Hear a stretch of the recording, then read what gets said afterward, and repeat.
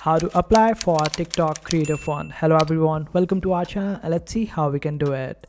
So for this, just open up your TikTok and after that go to the profile section. And in your profile at the top right hand side corner, you will be able to see three lines. Just simply click on it, then select the option of Creator Tools. Over there, you just have to scroll down till you see the option of Creator Next. Beneath Creator Next, you will be able to see different options like Gift, TikTok Shop and all the other options.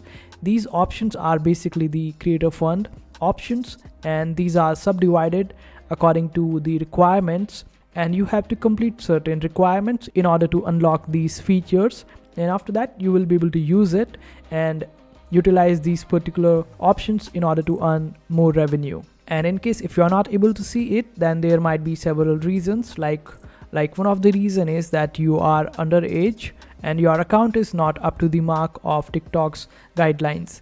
So these might be the reasons it is not showing for you. So this is how the TikTok Creator Fund works. I hope this video was helpful. Make sure to hit that like button and also subscribe to our channel for more helpful videos.